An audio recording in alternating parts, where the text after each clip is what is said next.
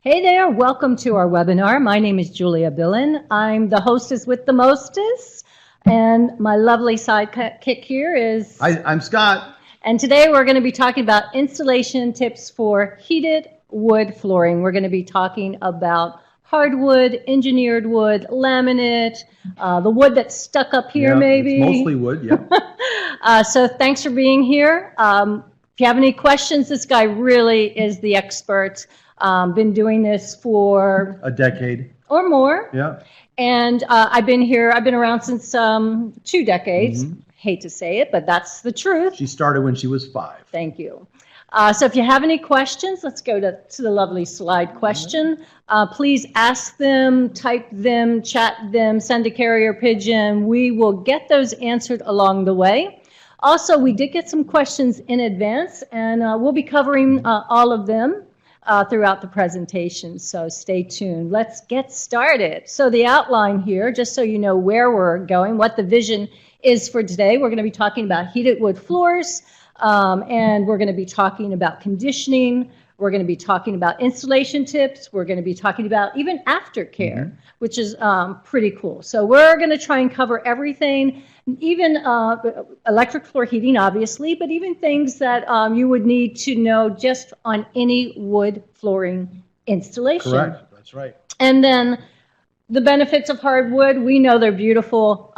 We know that in rooms like great rooms, family rooms, wood flooring is becoming the choice. We know that these are areas where the company gathers, the family gathers, so clearly we want those floors to be comfortable. So those are some of the benefits. What comes off the top of your head? Well, they look great if you take care of them, and they'll last for years. Now, the question is, do you want it to last for years and look fantastic, or just last for years? I'd like the fantastic we want part. We want to do both, and that's why we're talking about this right now. So it's great for people who have allergies, who can't do carpeting. I tore up all the carpeting in my home, and because I have pets, I have a son who has allergies, so I took out every bit of carpeting and I installed wood floors in every room but the bathrooms. And we know that wood floors normally feel a little bit warmer than tile. So that most of our heating goes under tile, but we've really found a lot of people who find that even though wood is a little more naturally warm than tile feels, they still want something added into a room that's cool.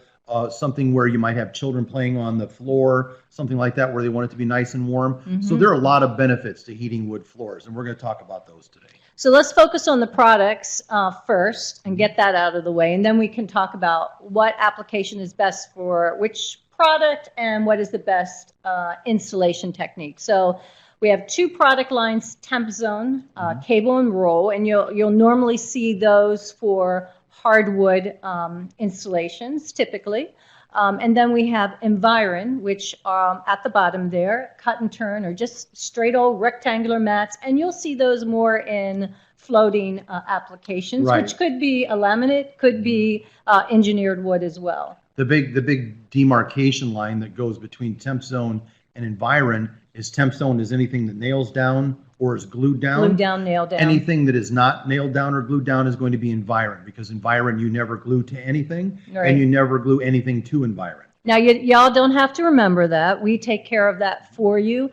Part of the process of designing a project for you is just understanding, what type of install you're doing, whether it's glue down, nail down, or floating, and then we know which product to design into the project. Right, and we'll ask you what type of floor is going to be the final flooring and what is your subfloor, because that way we figure out what goes in between them to make sure that we heat it correctly. Excellent. The one thing you need to remember whenever you're doing any installation of heat under a floor, whether it's tile or wood or anything like that, is to not install it under something that's going to trap heat. Okay. So you don't want to install it under furniture with poor ventilation, or a dog bed, or a hamper, a large foam mattress of some area sort. rugs. Right. A lot of people love putting area rugs over their wood floors, but we do not recommend the combination of electric floor heating and area rugs. If you want to have the area rug there in the summertime, potentially, when the floor heating might not be on, totally fine. But once that heat is energized, you really don't want anything trapping it. Base, something with a base bottom, large area rugs, bean bags are the things that we typically tell you stay away from. Right. Relative humidity. Everything's relative, dude. It is, but relative humidity when it comes to wood flooring, whether it's heated or not, Yeah. is the 800-pound gorilla. Because if you have a wood floor and you have very poor relative humidity, either being too little or too much, then whether there's heating under it or not, it still could have an impact on your flooring. So Yeah, it's and always very important to make sure you think about that. And the big myth is that it's really related, that temperature is the most important thing to kind of keep your eye on, but it isn't. Actually, the number one thing is relative humidity. And the U.S.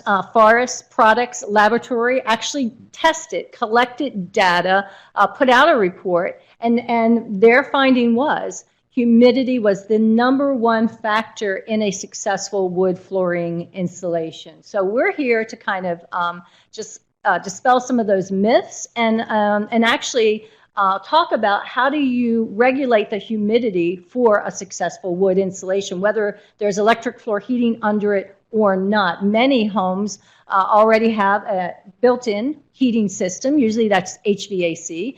HVAC systems are very well known for drying out the air. We actually call it scorched air in the industry. So that means very low humidity. A lot of people you'll know when it's low humidity. You'll get the nosebleeds. Shock. The shock. You'll get the itchy skin. You kind of know when the humidity is low. So making sure that you keep a comfortable humidity somewhere between that 35 and 50% range is extremely important. The number one factor in a successful installation.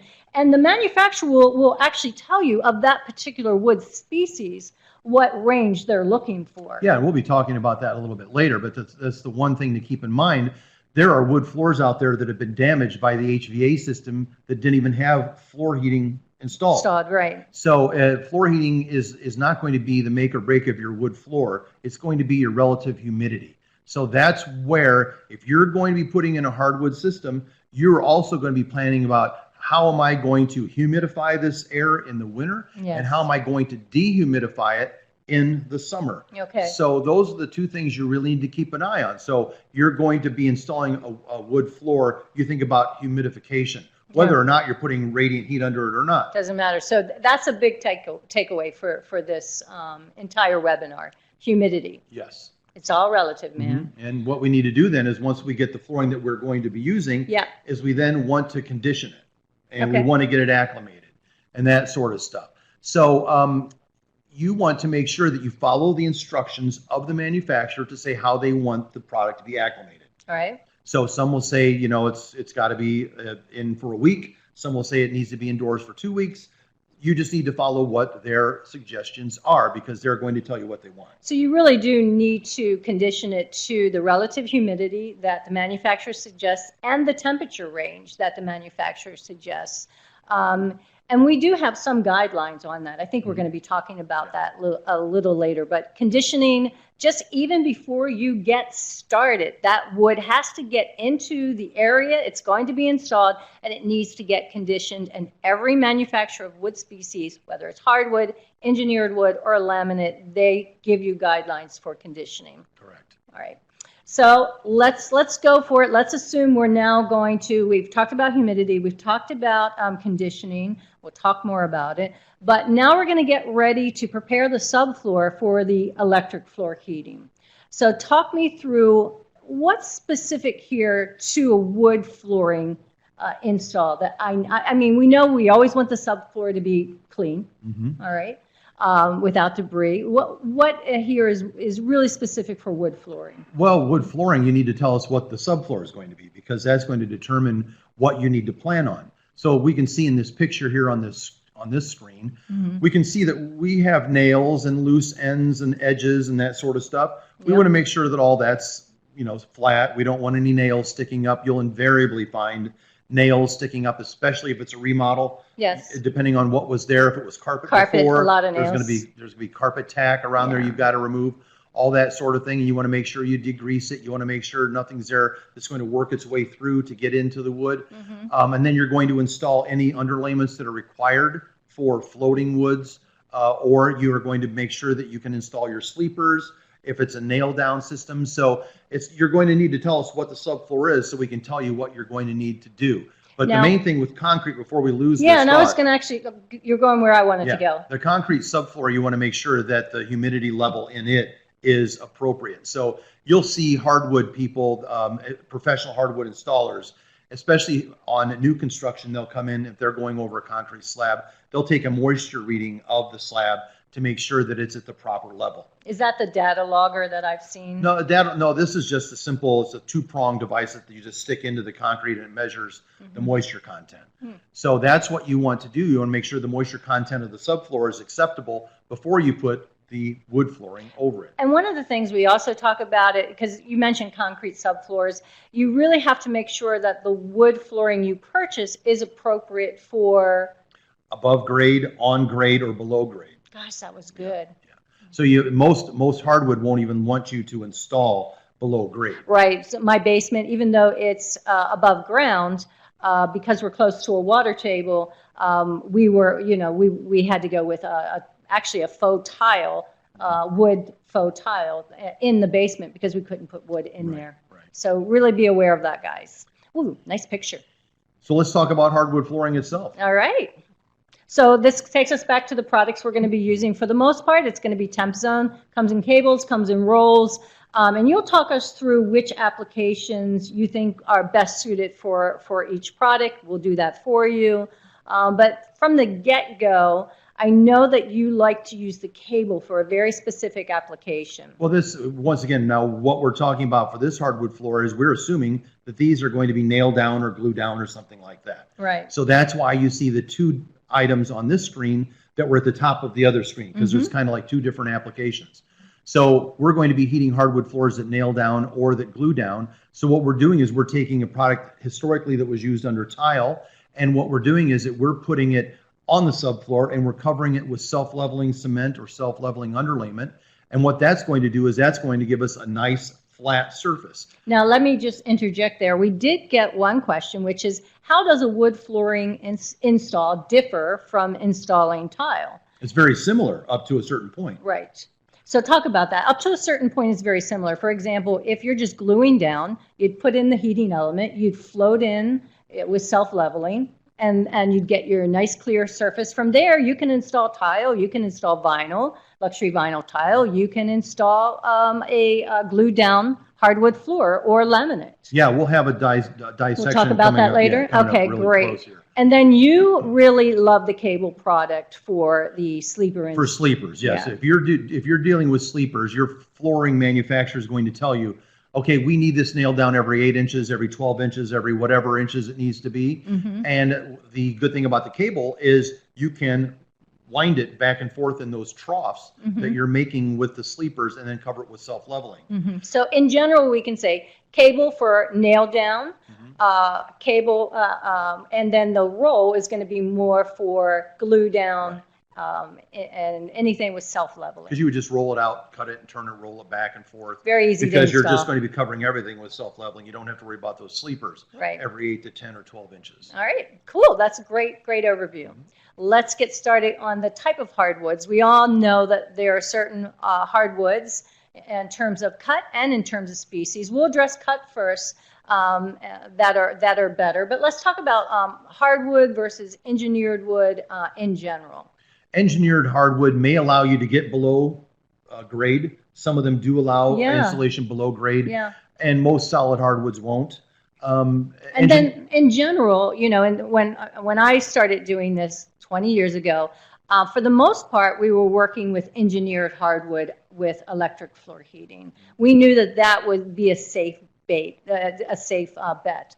Or bait. Well, I don't know. Why engineered wood would be a little more stabler than hardwood? Do you think? Because it's more stable because it has different grains going different directions. Okay. And if you have one grain like this, then the next layer is a grain like this, and so on. So it holds it together much better. What you want to look at when you're looking at engineered hardwood is not only that it's just engineered, but if you look there real closely at the drawing in the circle, you'll see there's multiple layers there. In the engineered hardwood one. Yes, I do see that. The more layers you have, sometimes they're called plies. The more plies you have, the more stable it's going to be. Okay. So you'll see more high-end stuff be 7 or 9 ply. It's like my paper towels, 2-ply. Right. No, maybe. Kind of, yeah. Okay. And then less expensive ones will be 3 ply or 4 ply or 5 ply, whatever they are. So when you're looking at engineered hardwood, notice what the price is and then notice what the ply is. And the higher the ply value, the more stable the product is. Right. Okay, excellent.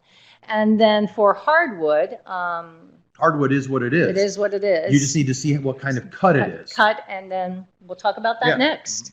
All right, so this is, well, let's talk about species Yeah. next, because that's what they want to talk about next. All right, so there are definitely some products that are and aren't recommended under electric floor heating. So anything that's really hard, could become brittle even if you try and nail into it, I would assume. Right. So what we're doing here is we just have a species of wood list, which goes at the top from hardest to softest at the bottom.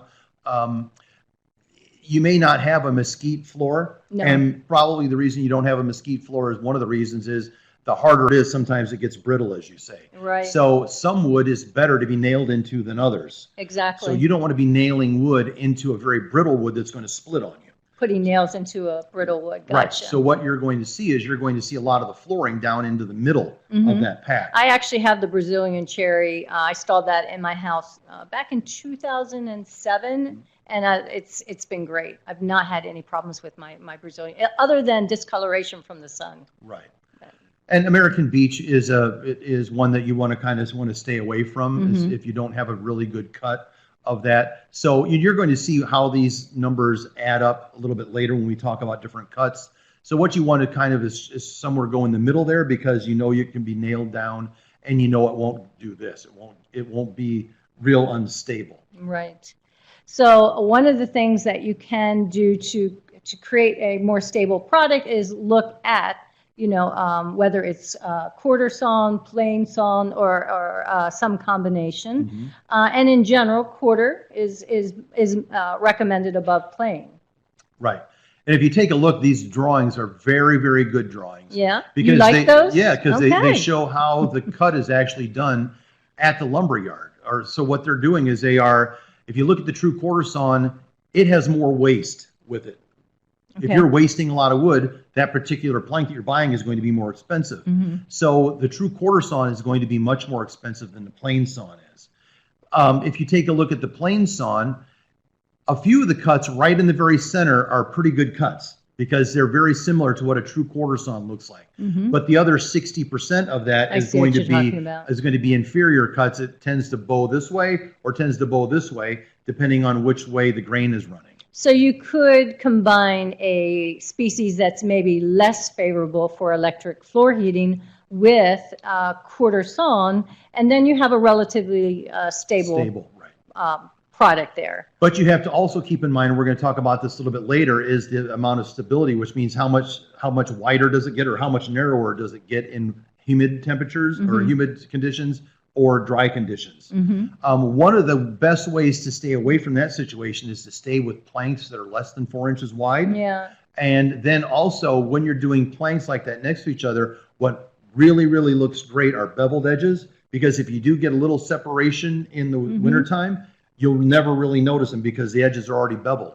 So it's one of those things where if you're going to be putting heat under the wood, it's a pretty good idea to get beveled edges too, because you'll never notice if they happen to expand or contract a little. Yeah, and I'd never even heard of beveled edges until you gave that tip. That's a great tip. Yeah, they look really good. The floors like that look very good. This is a great chart.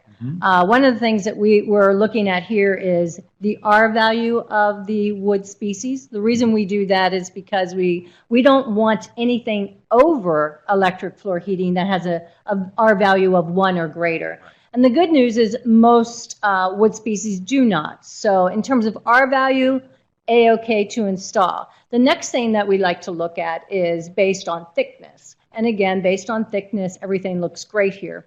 Then we're looking at cut. And that's the part where you really like to hone in on the plain versus the quarter sawn. Yeah. Walk me through. All you have to do is look at ash right at the top, and the swelling percent for quarter sawn is less than 5, and the swelling for plain saw is almost 8. Yeah. So just look at those last two on the right side, and you'll see that if you go down to red oak, 4.2% swelling with quarter sawn, 8.9% swelling with plain sawn. Right. So you can just see, you take the exact same type of wood, the same exact thickness, Yep. but the way you cut it makes it do this more or less. So if you can, go for the quarter sawn, because again, over the lifetime of the dimensionally stable. Right. So, all right, tips for installing. So we've gone through R values, humidity, cut, temperature to a little bit of a degree. We'll talk more about that later. But you're getting ready to install, and you need to make sure that the humidity levels are what we talked about before, exactly between that sweet spot of 35 to 50 degrees. The average moisture temperature is right around that 8%. And then why don't you talk about the top coats to the wood floor? You really like to emphasize this. Oh yeah, this is actually, I took this picture because this is the floor that we installed.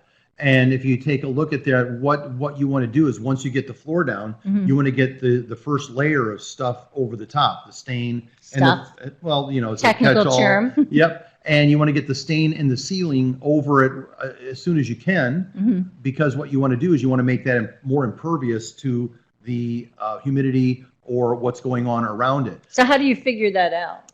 Well, you know that you want to have a good moisture content of about 7.5% of the wood. And you know, if you get it sealed up and make it more impervious to outside influence, then you're going to be pretty good shape. Okay. So that's what you want to do. Now, what you have to do is on this particular floor that we put in, most of it was nailed down until you get to the point where you can't get the nailer in anymore. And then those last few boards have to be glued down. Okay, that makes sense. So what you want to do is when you're doing gluing like that is you want to make sure that the system's not turned on at that particular point or that day that you're putting it in, because some glue will say you need to put it down, you need to let it skim over and get tacky. Or get tacky, I'm sorry. You need to let it skim over, or you need to let it be tacky, one of the two. Right. So if they say you don't want it to skim over, well, the best thing to keep it from skimming over is make sure the heat's not on underneath. Okay. So that's one thing you want to keep an eye on. So when you're ready to glue down those last few boards, or if you're doing a whole glue down installation, is make sure that when you're looking at the glue that you notice whether it says must be tacky or must be glazed over. And when in doubt, read the instructions and call the manufacturer of the product. Yeah, absolutely. Oh, this is what you were talking about earlier. So this is kind of, you know, the cross section, the sandwich of how you would do a nailed down installation. So we're starting at the bottom with that subfloor. And then the next thing we're putting in are those sleepers. So you've got the subfloor, you've got the floor heating, you've got the sleepers. Talk about the relationship between the sleepers and the heating element itself, because that I find interesting. Well, the sleepers, the only thing the sleepers are doing is giving you something to nail into. But that's like magic to me. It is. And then what the secret is for the manufacturer of the wood to tell us how many nails have to be per foot or how often it has to be nailed in. Okay. 8 inches is a very common number, 9, 10, 12, whatever it is. But usually it's less than a foot. If it were 18 inches, we could just take a roll of our product and just roll it down because it would fit. But most of them aren't going to let you do 18 or 19 inch spacing. So what the wood sleepers are is they're about 3/8 of an inch high. Okay. They're about 2 inches wide.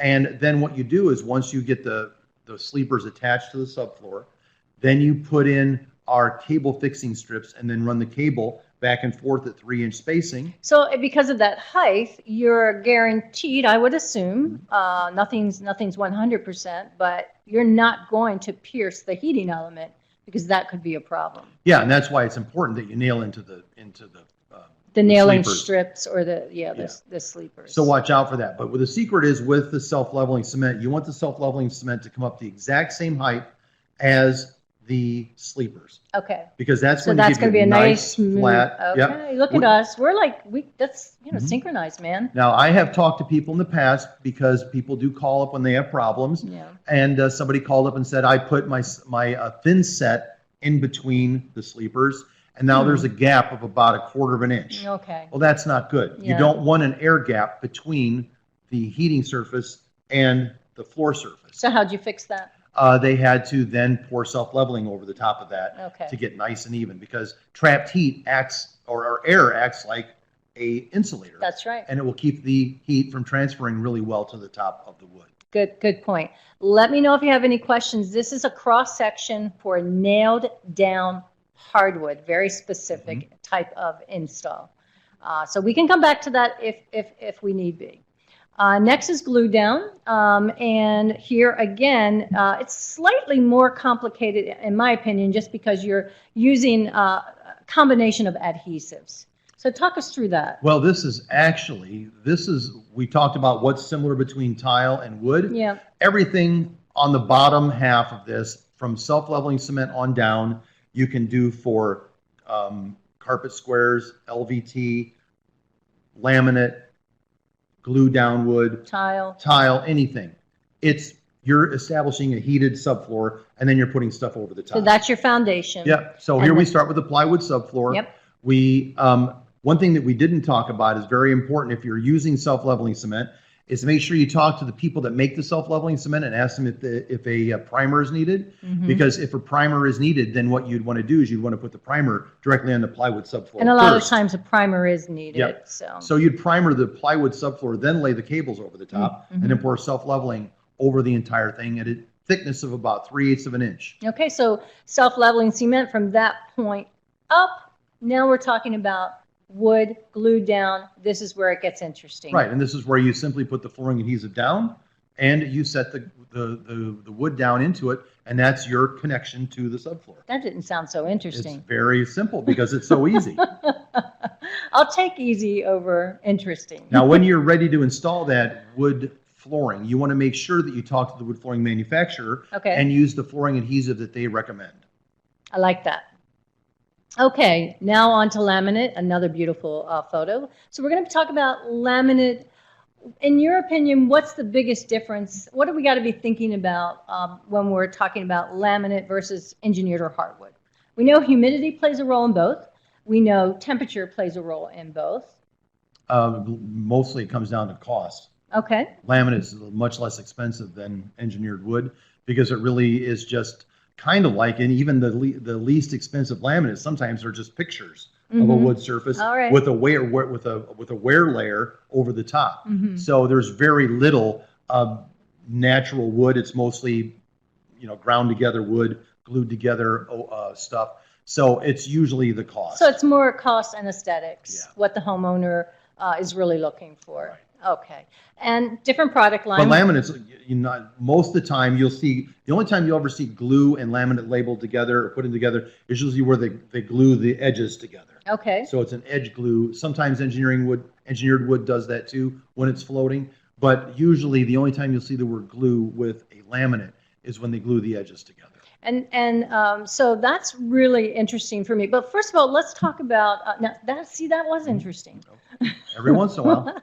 So for this application, for laminate, we're typically using the Environ products. These are very easy products. One of them is simply a rectangular sheet. It's a heating element. It's encased in aluminum. And the second one, very similar, but it's more of a roll product. And the beauty of that is a lot of flexibility. You just kind of cut and turn where you need based on floor plans recommendations that we give you. Of course, you never cut the heating element. So, but this is a really easy product to install. And then there are some requirements that you have to look at, just that, you may have to have one side up versus another.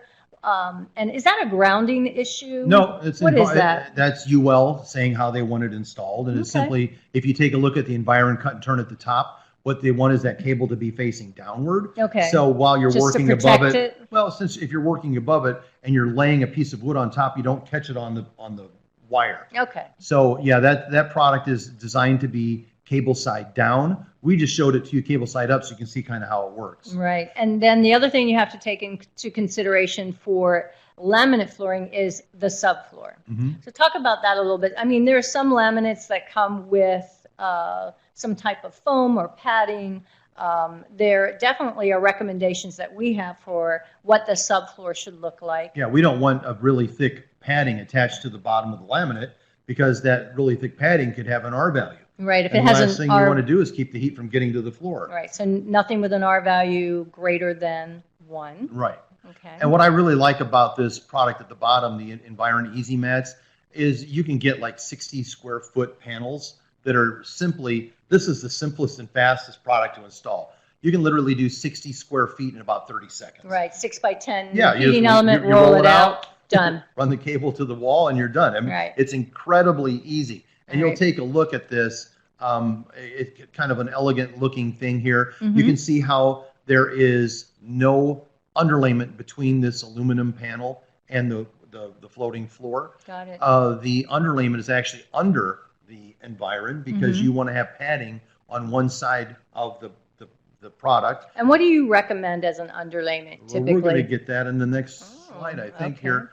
But we just need to make sure that you don't have it against two hard surfaces. You don't want Okay. hardwood against a hard subfloor. And here again, you're talking about the laminate, just like wood, Mhm. it should be acclimated to the room. So Right. get that humidity right, get that temperature right that you're going to have that room at. Exactly. Okay. All right, this is perfect. You're Mhm. right. So here's the cross section for the laminate. There's the plywood subfloor. There's the underlayment. Talk to me about that. The underlayment does two things. Yeah. On each one of these products, they have a cold lead that doesn't heat up, and it carries the power from the thermostat over to this product. It's called a cold lead, return power lead. Mhm. It's called a cold lead because it doesn't heat.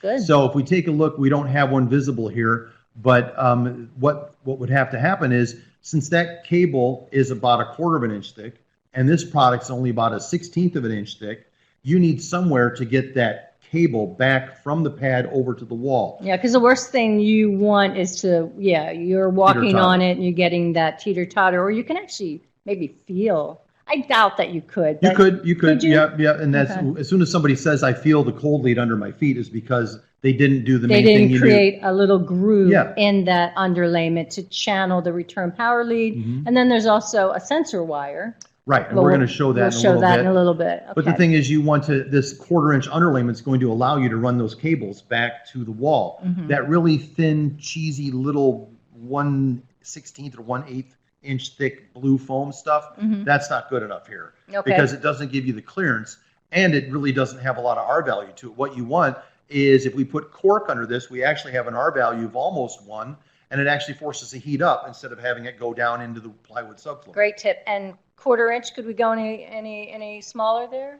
You could go down, if you're going over plywood subfloor and you want to use Cerazorb, which is 1 millimeter thinner, you may have a little bit of hump where the wire goes back to the wall, but what you can do is you can just trench it out with like a router, Okay. and you can route that out. It and sounds then- like the 1/4 inch is Yeah, is 1/4 better, inch is though. really good. Sounds like it's less work. Yeah, but the Cerazorb gives you a little more R value. So if Okay. you're looking for bang for your buck for the heat, then you may just want to do that. If you only have 1 or 2 cold leads, it's really not that big of a deal. So if you're putting this in a room over a unheated garage, that would be maybe Right. where you would want to use Cerazorb, higher R value instead of the cork. Right. Okay, good.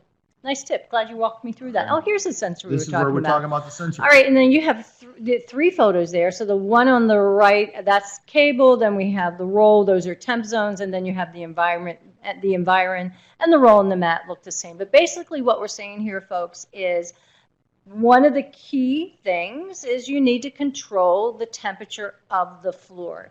For radiant heating in general, you can control by ambient temperature or by floor temperature.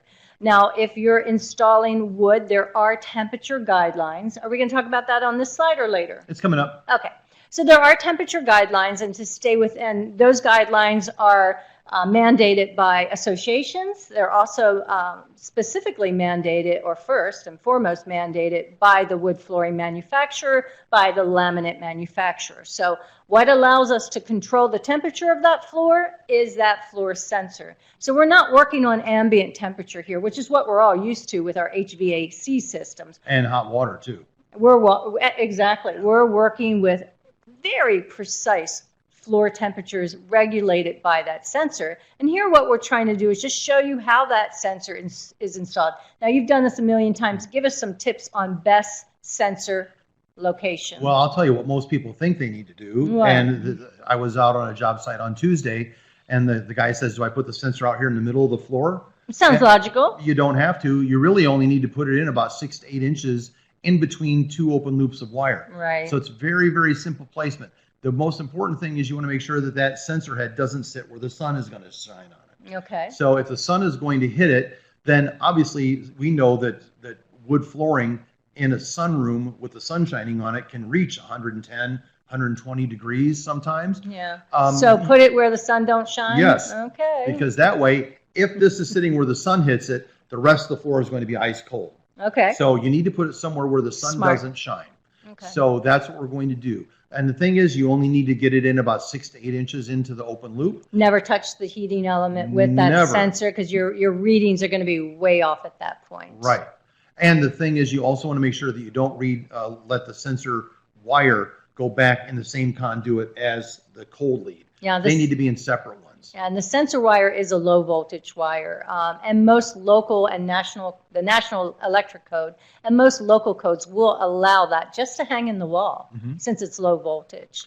And the return power lead is usually 120 volt or 240 volt. That typically needs to go in a conduit of some form. Right. If we take our Superman vision and look at this Environ product, we can actually peer right through that aluminum and see where that sensor is resting. I like the way you describe that. Yes. So that is one thing. The reason I bring that up is because that's mounted on top of cork. So what you might want to do, the easiest way to install that is to mark the location, kind of roll out to where you see it's going to be between two wires, put it down, make sure that you make the mark, and then you pull it back, and then you put that sensor in the spot where you want it to rest. Before you do that, you dig out a little bit at that underlayment. You dig out with your fingernail about the size of a quarter or 50-cent piece and lay that down inside that little divot that you made. And that way you won't have that sensor head sticking up. It's going to be right there in plane with the heat. Yeah, and that sensor wire was about 5 feet? 15. 15. That's great. So you have some flexibility as to where you want to position that. Exactly. Excellent. Okay. Now, we did have a question here. I think this is a great place to ask this question that Gary asked. Gary asked, many wood manufacturers don't warranty their products over electric heat systems. Only some warranty them over hydronic systems. And that, Gary, is because no one's really been doing research on the wood manufacturer side to say, hey, you know what, let's try to put electric heat under here. They assume since it's electric heat that it has hot spots. Well, we know for a fact that's not true. This sensor is the key. Because of this sensor, we don't have hot spots. We can tightly regulate the floor temperature for that installation, and we can achieve more than any other heating system, HVAC and hydronic.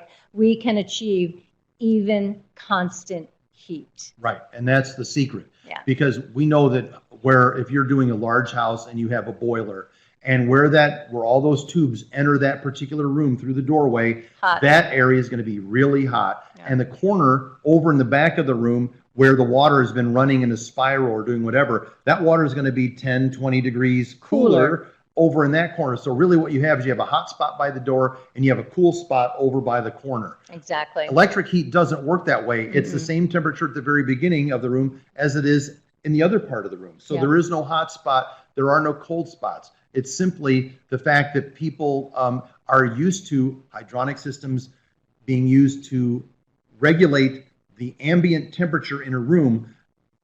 They're not really paying attention what the floor temperatures are, but manufacturers say, oh, that's okay.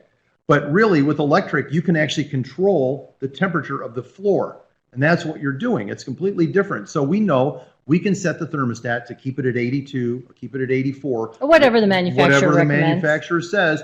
And we know that floor will remain within 1 degree of that temperature as long as you want it to. Yeah, and the wood flooring manufacturers are starting to wake up. There are many floors that fail with HVAC systems that never see floor heating. Many of them fail, and they fail due to humidity factors. So one of our questions is, why can you run sensor wire with cold lead? Why can you or can't you? I think he means can't. And first of all, because it's against code. You can't have a high voltage. Yeah, thank you, Ray. You can't run high voltage and low voltage in the same conduit. So that's against code. That's a code issue. And also induction from the high voltage wire will throw the readings off of the low voltage wire. Yeah. So as soon as you put that sensor wire in, there is a pretty good chance that the temperature displayed on your thermostat is not going to be the real temperature of the floor. Thanks, Roy. Very good question. Yeah, absolutely. And that got us off our soapbox for a minute, didn't it? Yeah, but one thing we need to talk about is there are many manufacturers now who say it's okay to run with electric floor heat. And one of them is Lawnstein. Lawnstein's been testing these products at least for 15 years. They have a laboratory. They've done a tremendous amount of testing, and it has actually certified their products in a number of species with electric floor heating. I personally think, and there was an Australian study also that did some testing, because there's very little testing, real testing that's been done for electric floor heating. But Lawnstein's done it, the Australians have done it, and the Australians even cited Lawnstein's studies in their study. So there's definitely data out there. And right now, wood flooring manufacturers are starting to actually do their own testing, pay attention.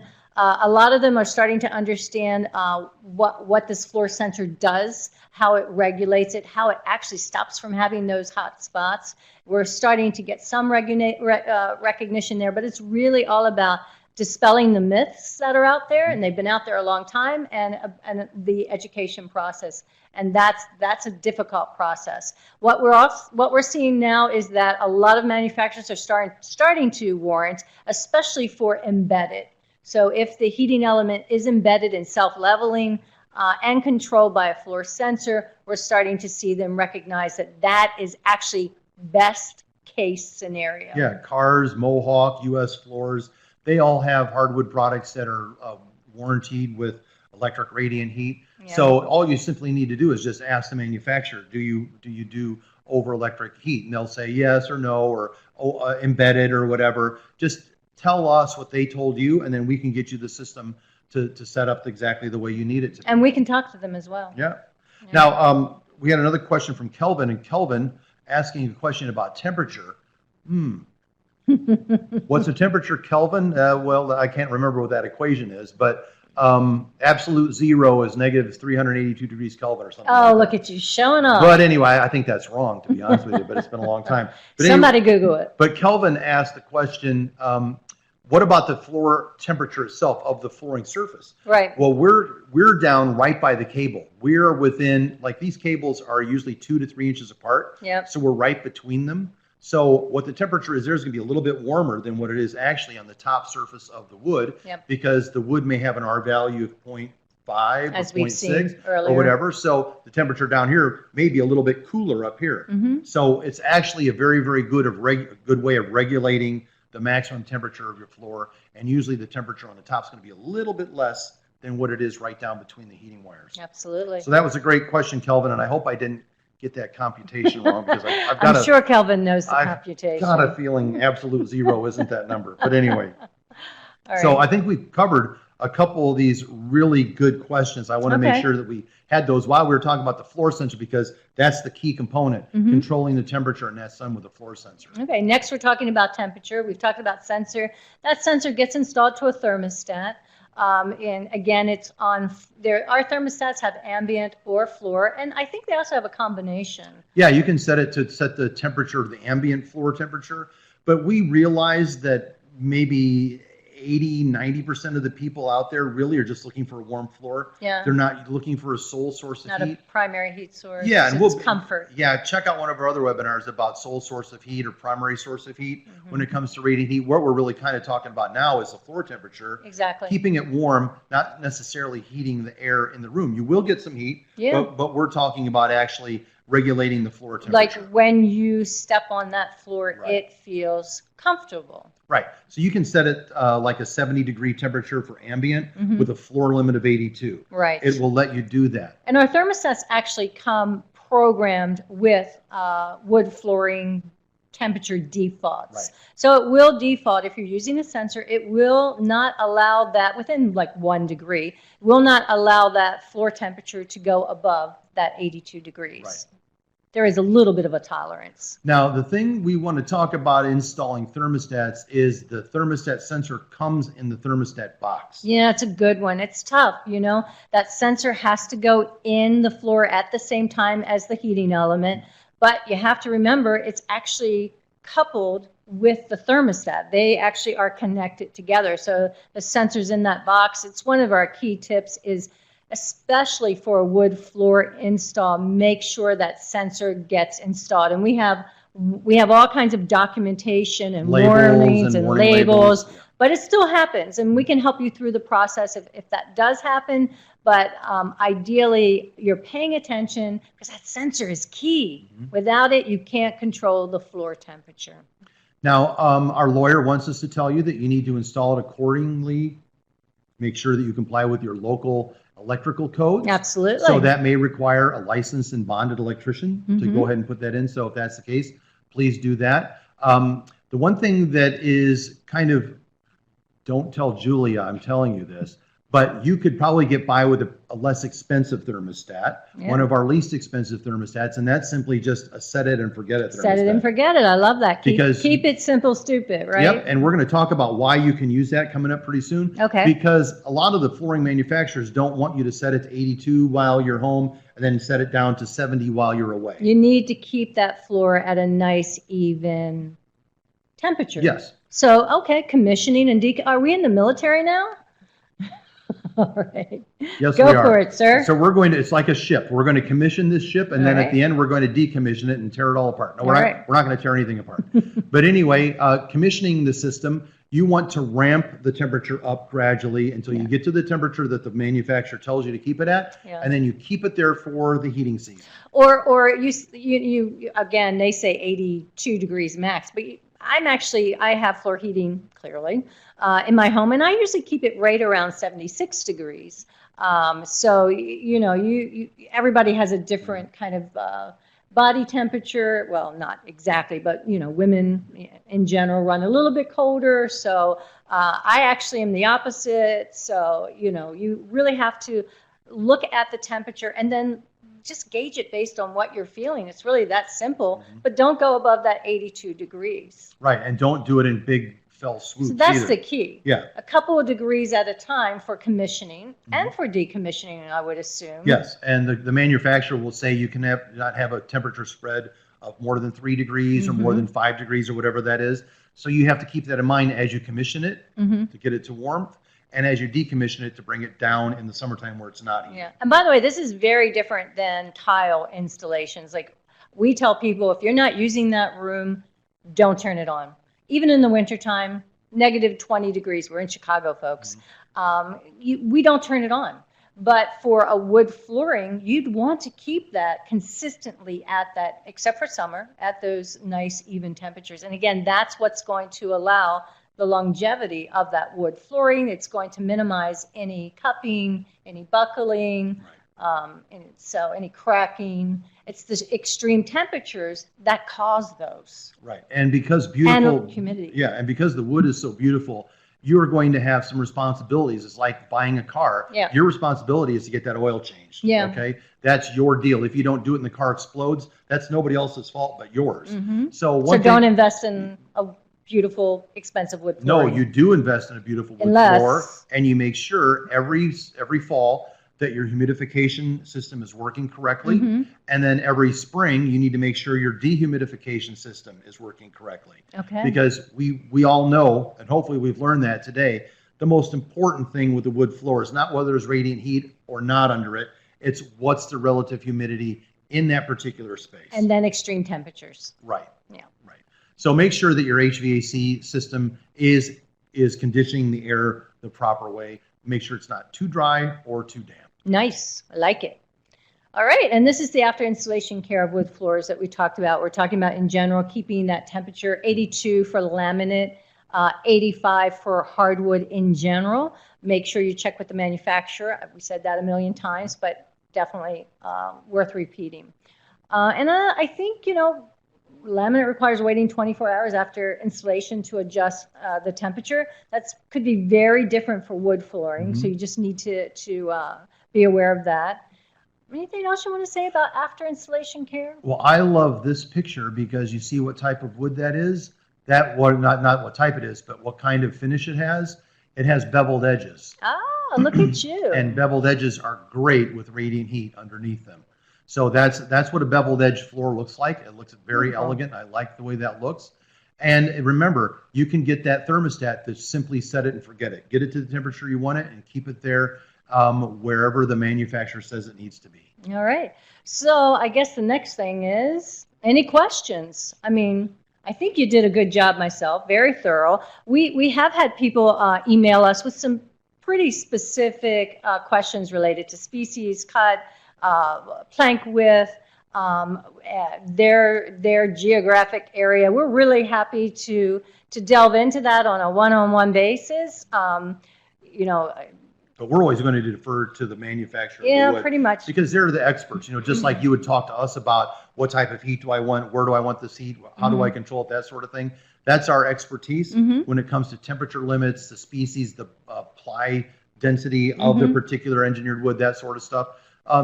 There's a lot of information that each company does supply, so they're really going to be a very good foundation. Have your experts call our experts. Yeah, we'll talk to them. We do it all the time. Yeah, and we do this all the time. We're here every month. So next month, we're going to be switching it up a little bit. We really are, it's hot outside, but we really are in snow melt season. Snow melt season is anytime you can break ground. So we're going to be talking about some of our guides for stairs and walkways, how to do it, step-by-step process. We'll walk you through it. It's the second Thursday of every month, so September 13th, 1 p.m. Central Time. We're here every month. We do have a question. Will the webinar be online later? Absolutely, it will be online, and we also we'll email the recording to you as well. I hope you did find it useful. And then we always like to have a little bit of what's going on with promotions. There is a summer sale. Don't forget about me. I know it's easy to forget. We're in August right now, but 15% off all of our heating elements. So for the entire month. I love this sale. Yeah, it's great. Yeah. And then other than that, we really like to hear from you. So give us your feedback. If there's a topic you want to hear about it, we'll talk about it. And we'll make stuff up if we don't even know about it. You know, hey. So let us know what you want to learn about, and we'll make it happen. Give us our feedback. If you don't, if there's something you think we should change, we'll change it if we can. The buck stops here. My email's there. Email me. Give us a call. Scott's on 24/7 tech support. Do not call him at 2 a.m. in the morning. Call him at 3 a.m. It's much better. That's usually when it ends up being. Yeah. All right, guys. It doesn't look like we have any more questions. So any last words? Be careful. Okay, that's brilliant. Yeah, all right. and stay warm. And one more other thing. Oh, I ruined it, didn't I? Darn it. Yeah. Until next time. Stay warm. And be radiant. See you later. Take care, guys.